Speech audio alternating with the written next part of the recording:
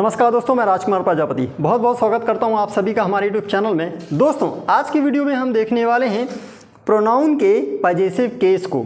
वैसे हमने प्रोनाउन के कुछ वीडियोस बनाए हुए हैं, आप प्लेलिस्ट में जाके देख सकते हैं। 3 वीडियोस हम ऑलरेडी बना चुके हैं और हमने ये समझाया हुआ कि प्रोनाउंस क्या होते हैं, क्यों होते हैं और किसके बदले आते हैं। और साथ ही हमने ये भी देखा है कि किस प्रोनाउन के साथ इवन किस नाउन के साथ कौन सी क्रियाएँ आती हैं, चाहे एमेजार हो, चाहे वॉज वर हो, चाहे गो गोज हो, चाहे पजेसिव वर्ब वाली क्रियाएँ हो जैसे कि हैव हैज़।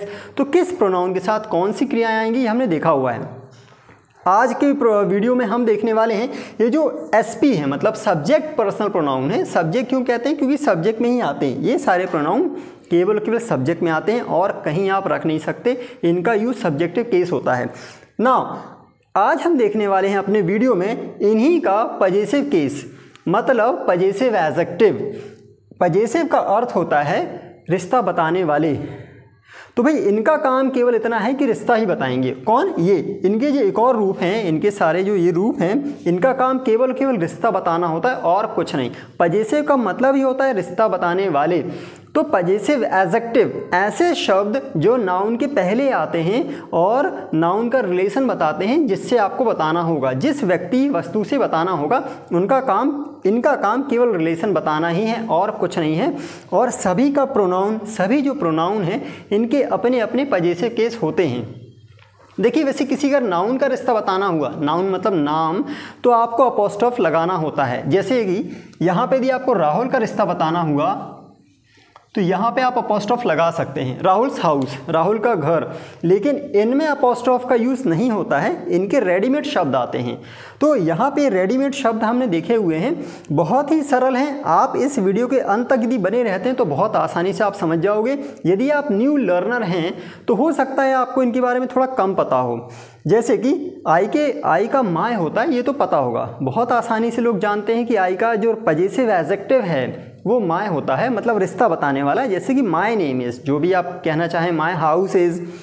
वी का होता है अवर, यू का होता है योर, एंड ही का होता है हिज, शी का होता है हर, और इट का होता है इट्स, एंड दे का होता है देयर। तो ये सरल हैं पजेसिव एडजेक्टिव। आप शायद नाम के बारे में आप शायद ना जानते रहे हों। यदि आप न्यू लर्नर हैं, बार बार कह रहे हैं, यदि आप न्यू लर्नर हैं तो हो सकता है थोड़ा सा जानकारी आपकी कम रही हो। तो इस प्रकार से आप समझ सकते हैं कि इन प्रोनाउंस का पजेसिव केस क्या होता है। साथ ही हैं, इसके अलावा ज़्यादा कुछ नहीं है। हाँ, परेशानी जो आपकी होगी वो होगी हिंदी में, क्योंकि हिंदी इनकी बहुत सारी हैं। आपको बहुत सारी हिंदी समझ के सिचुएशन के अनुसार, परिस्थितियों के अनुसार आपको हिंदी निकालनी होती है।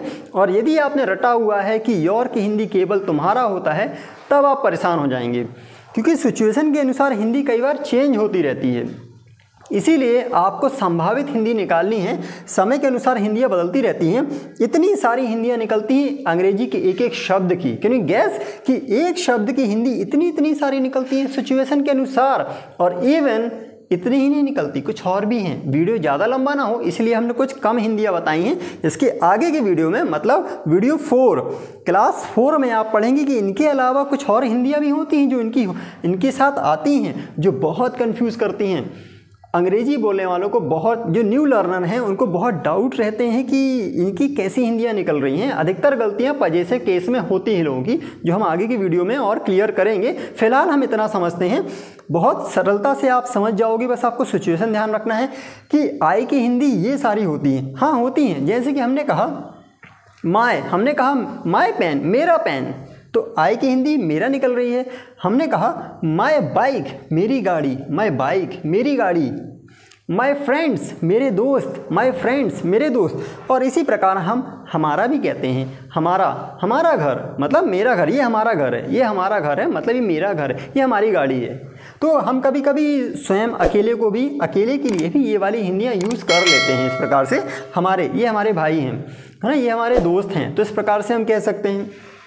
अवर की हिंदी भी यही निकलती है। अवर मतलब एक से ज़्यादा लोग आपस में बात कर रहे हैं। ओके, मतलब फर्स्ट पर्सन, जब प्लूरल रहते हैं, वो अपने बारे में बात कर रहे होते हैं, उनका जब रिलेशन बताना होता है तो वहाँ पे वो अवर का यूज़ करते हैं। अंग्रेजी में हम लोग अवर का यूज़ करते हैं और हिंदी निकलती है इस प्रकार से, जैसे कि हमारा, दिस इज़ अवर पेन। दो भाई बहन बात कर रहे हैं और कह सकते हैं दिस इज़ अवर पेन, ये हमारा पेन है। एंड देन गाड़ी के बारे में हो तो this is our bike, this is our father, ये हमारे पापा हैं। तो इस प्रकार से यूज़ होती हैं, हिंदियाँ निकलती हैं, डिफरेंट हिंदियाँ निकलती हैं। एंड देन योर, अब जैसे यदि सामने वाले व्यक्ति से आप बात कर रहे हैं, व्यक्ति थोड़ा रिस्पेक्टेबल है, तो वहाँ पे हम बोलते हैं आपका, दिस इज़ योर पेन, ये आपका पेन है। दिस इज़ योर बाइक, ये आपकी गाड़ी है।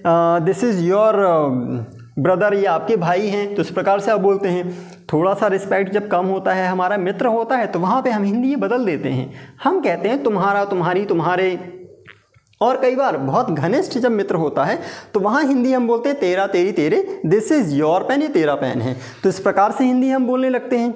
और जब कोई पुरुष या बच्चा है, मतलब मेल है, उम्र से लेके मृत्यु के बाद तक, जन्म से लेके मृत्यु के बाद तक पुरुष है, तो हिंदी हम यही बोलते हैं।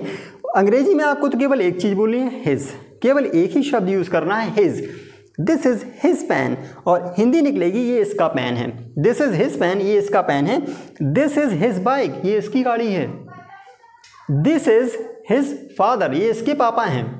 दिस इज़ हिज फादर, ये इसके पापा हैं। इसी प्रकार उसका, उसकी, उसके, और पास में यदि कोई सम्मानीय व्यक्ति खड़े हैं, हमने कहा दिस इज़ हिज पेन, ये इनका पेन है, इनका, सिंगल व्यक्ति है। देखिए हिज हम तब यूज़ करते हैं जब कोई व्यक्ति सिंगल हो और उनका रिश्ता बताना हो, चाहे हो सकता है एक बच्चा हो या कोई सम्मानीय व्यक्ति हो, तो हिंदी बदलती रहती है, हिंदी बदलेगी, लेकिन अंग्रेजी में आपको हिज ही यूज़ करना है। और हिंदी इतनी सारी निकलती, इनका, इनकी, इनके, उनका, उनकी, उनके, उनका घर बहुत दूर है actually, his house is very far. तो उनका, उनकी, और सेम हिंदियाँ निकलती हैं हर के लिए भी। इसका, इसकी, इसके, उसका, उसकी, उसके, सेम हिंदियाँ। दिस इज़ हर पेन, ये उसका पेन है। दिस इज़ हर पेन, ये इनका पेन है। तो हिंदियाँ इनकी भी निकलती हैं, सेम हिंदी निकलती है, कोई डिफरेंस नहीं है। अंग्रेजी में आपको क्लियर रहेगा कि हिज है कि हर है, और हिंदी में हमें समझना होगा, हिंदी में कि हम किसकी बात कर रहे हैं। हालांकि वो आप समझ जाएंगे, सिचुएशन से समझ जाएंगे किसकी बात हो रही है, महिला की बात हो रही है कि पुरुष की बात हो रही है। और सेम हिंदियाँ निकलती हैं। कैन यू इमेजिन, इट के लिए भी, मतलब इट का जो रिलेशन बताने वाले शब्द है इट्स, उसकी हिंदी भी सेम निकलती है। इस प्रकार से इसका, जैसे हमने कहा कि हमारे पास कुछ मान के लिए डॉग है और हमारे पास इसका बेल्ट है, तो हमने कहा दिस इज़ इट्स बेल्ट, ये इसका बेल्ट है। So this is it's belt, इसका, इसकी, उसका, उसकी, इनका, इनकी, है ना। जैसे हमने कहा गंगा मैया, इनका पानी बहुत अच्छा है, इनका पानी बहुत शुद्ध है। तो आप निर्जीव में भी लगा सकते हैं इनका, इनकी, उनका, उनकी। तो इस प्रकार की हिंदी निकलती है। देयर, हम देयर तब लगाते हैं जब लोग ज़्यादा हों, थर्ड पर्सन प्लूरल हों, उनका रिश्ता बताना हो, तो दे का होता है देयर, एक से ज़्यादा लोगों का रिश्ता बताना हो तो देयर लगाते हैं। और इनकी हिंदियाँ भी सेम निकलती हैं, इनका, इनकी, इनके, उनका, उनकी, उनके, है ना। दिस इज़ देयर पेन, ये इनका पेन है, ज़्यादा लोग हैं, है ना, या फिर उनका पेन है, इस प्रकार से आप बोल सकते हैं।